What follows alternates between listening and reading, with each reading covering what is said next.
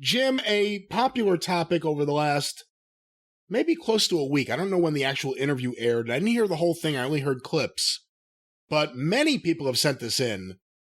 Tony Khan was recently on a satellite radio show hosted by Bubba Ray Dudley. Or Buddy Ray Dudley. I don't know what his name is now, but did you hear these clips? He'll always be Bubba Ray to me.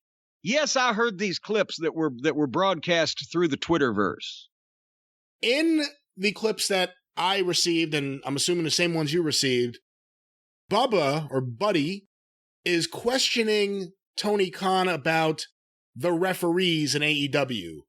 And in what I thought was a pretty nice way, pointed to the guy who's the most egregious example to anyone. Said, well, let's take Rick Knox, for instance. Well, no, hold on a second now. Before he even got there, before he even got to mentioning any names, to fingering anybody, to mentioning anybody's names, to dropping a dime on anybody, he asked Bubba did in a lot more professional and polite way than I would have. He's got the New Jersey accent, so he does come across a little bit huffy sometimes, but it wasn't like me saying, hey, idiot, what the fuck, right? It was a respectful and polite question.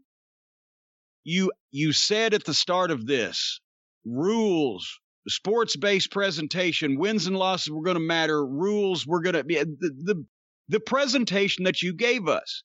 Do you not think that there is any problem with the refereeing and he automatically, Tony Khan jumps in. No, I don't. No. And he started feeding on something that Bubba had said in his preamble. Bubba had said, in talking about the things they'd been promised, more sports-based rules, wins and losses.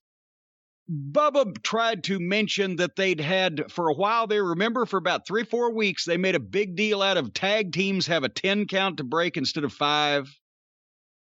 Do you remember that, Brian? I think it was right around the time when FTR was getting used. Yeah. They brought that up for like 4 weeks, and then fuck it, that's gone. Bubba conflated that with the count out of the ring, and he misspoke, and he said, well, you got a 20 count out of the ring. And Tony Khan said, no, we don't have any problem with the referees. And you're talking, that's a New Japan thing. New Japan has a 20 count. We don't have a 20 count. And we never bump the referees. And he jumped all over the 20 count thing. Yes. To avoid everything else that he was being called out on. He couldn't handle that pressure. So then Bubba reeled it back and said, okay, not about the count, but don't you think with the refereeing that you see an issue when guys are allowed to do anything? And that's when he brought up Rick Knox. And once again, the Dudleys had their share of wild and crazy matches. And they were disciples of ECW, for heaven's sake. So it's not like we're wanting to go back to the fucking, wrestling equivalent of the Marcus of Queensberry rules. It's not like has to be overly technical. He said for the psychology of the match, doesn't it seem the referee should have some authority? And he mentioned Rick Knox, and he said in the Young Bucks matches, and then Tony Khan flips out again. He's like, well, we don't bump the referees. And also, when the Bucks wrestled so-and-so and so-and-so, and the Bucks wrestled I don't remember anybody complaining about the 10 count, but okay, whatever. I'm here to talk about some more important things now. Fucking defensive. His butthole puckered up instantly as soon as somebody mentioned another experienced industry veteran mentioned even one of they might say it's a minor problem. I think it's bigger, but a minor issue. Not like, oh my God, you just showed the crash pads on national television, but hey, couldn't your referees have a bit more of a fucking less limp dick than they do? And he fucking goes ballistic. And who was some wise wrestling sage said to me at some point that Tony Khan has convinced himself that he is the Booker of the Year and nobody's going to talk him out of it. That's right.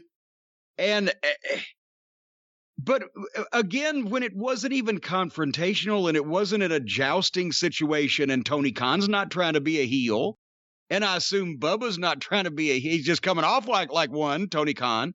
And I assume Bubba's not trying to be a heel on his own program, asking a polite question. I've never heard him sound as reasonable as he did there in 25 fucking years. I've never heard him that reasonable.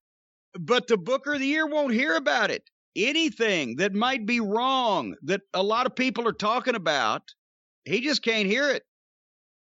And it's embarrassing the way that and again, not only did he managed to dodge the subject, or dodge the question, not answer the question, give a phony answer to the question, come off bad sounding when he did it, and then pivot to telling Bubba Ray that what he had just wanted to talk about wasn't important, and I'm going to plug my show now because I'm a brilliant booker. All in like a 2.5 minute span of time. It was amazing. And he says he's never heard these complaints before about Rick Knox. Hey, give me a break. I know for a fact you hear him twice a week. On these shows. On your favorite podcast. Yes. You idiot. Oh, idiot. Idiot. How defensive was he and pissy? And as soon as you question him, you see what Jacksonville Jaguar fans have seen. You see what Fulham soccer fans or football fans have seen. A guy who can't take this because he's not built for this. He's built to cash his dad's checks, but he's not built to run a serious organization and have to answer for the problems there. He can't take it. He can't take any criticism. Hey, he's built for looks, not for speed. That was embarrassing. I thought that appearance with him was embarrassing.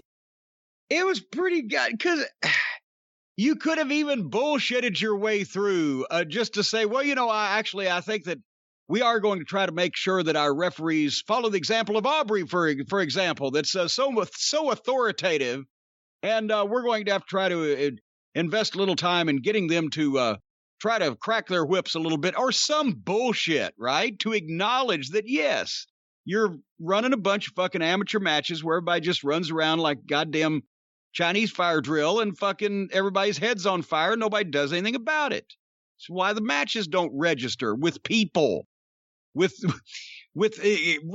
whatever the fans are looking for that defend this shit to the heavens, it registers with them because I guess America's Got Talent, the tumbling acts are not enough. They want to see it on a regular basis. But for the vast majority of people who are not currently watching the program, they don't register because everything can happen at any point, which means there's no way to cheat. There's no way to get upset at anything.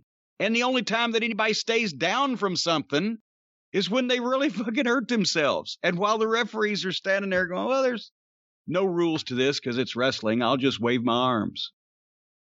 So, but he doesn't see that. No problems there, Brian. No problems handling the wrestling press when they're kissing your ass or asking you softball questions or things you want to talk about. But AEW and Tony Khan specifically have really done a bad job, I think, with the press the last several months. I mean, even after the botched explosion. Remember, it was never, we're never going to let that happen again. Yeah. We're going to improve things. It was, oh, Kenny's plan didn't work.